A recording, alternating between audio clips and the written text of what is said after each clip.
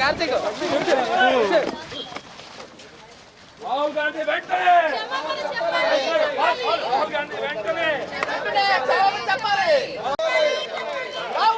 మంటపం దాడి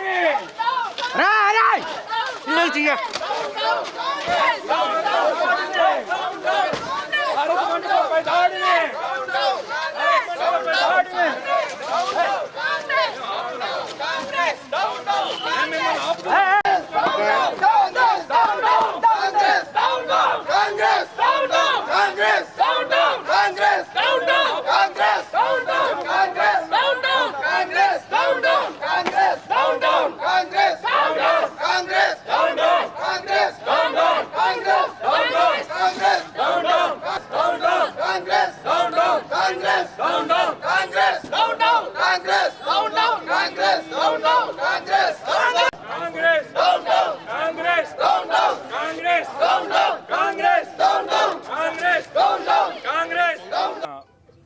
ఢిల్లీలో జరుగుతున్నటువంటి ఏఐ సమిట్ ప్రపంచంలో ఉండేటటువంటి టెక్ దిగ్గజాలు చాలామంది దేశ ప్రధానమంత్రులు కూడా అక్కడికి రావడం జరిగింది.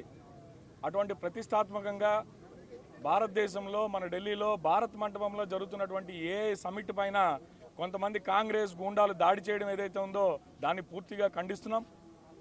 ఇటువంటి దాడిని భారతీయ జనతా పార్టీ ఉపేక్షించేది లేదు. కొన్ని దశాబ్దాలుగా కాంగ్రెస్ పార్టీ పరిపాలనలో ఎంతోమంది యువత మేధావులు ఇక్కడి నుంచి అమెరికా వెళ్ళిపోవడం జరిగింది. వీరు మన దేశంలో ఉన్నటువంటి మేధస్సుని ఇక్కడే ఉండేటటువంటి కంపెనీలని స్థాపించి రానున్నటువంటి దశాబ్దం ఏదైతే ఉందో రానున్నటువంటి దశాబ్ద కాలం మొత్తం కూడా ఏఐ తాలూకు దశాబ్దం, ఆర్టిఫిషియల్ ఇంటెలిజెన్స్ ఏదైతే ఉందో అది రానున్నటువంటి రోజుల్లో ప్రపంచాన్ని శాసించేటటువంటి పరిస్థితిని మనం గమనించాలి.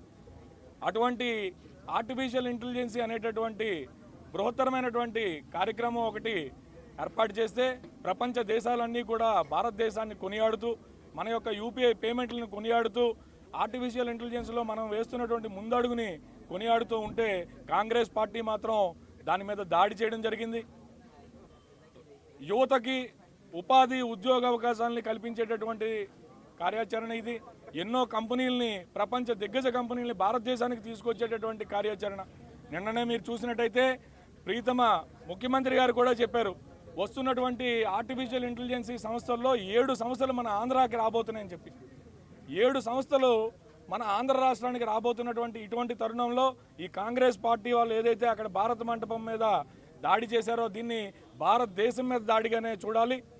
భారతీయ జనతా పార్టీని వ్యతిరేకించవచ్చు, భారతీయ జనతా పార్టీ విధానాలను వ్యతిరేకించవచ్చు, కానీ భారతీయ జనతా పార్టీని వ్యతిరేకిస్తూ కాంగ్రెస్ పార్టీ భారతదేశ వ్యతిరేక శక్తిగా మారడం ఏదైతే ఉందో దాన్ని ప్రజలందరూ గమనిస్తున్నారు.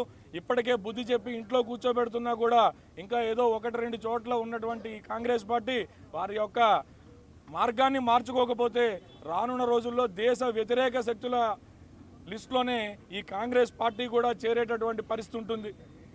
యువత అందరూ కూడా ఈరోజు జంజీ అంటున్నారు. జంజీ అంతా కూడా చూస్తున్నారు ఆర్టిఫిషియల్ ఇంటెలిజెన్స్ కాలం వాళ్ళదే.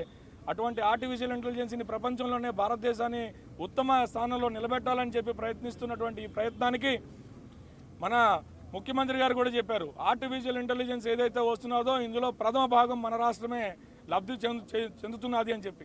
ఇటువంటి పరిస్థితుల్లో కాంగ్రెస్ పార్టీ వారు భారత మంటపంపై చేసినటువంటి దాడిని ఉన్మాద చర్యగా భావించి దీన్ని భారతీయ జనతా పార్టీ పూర్తిగా ఖండిస్తున్నాం.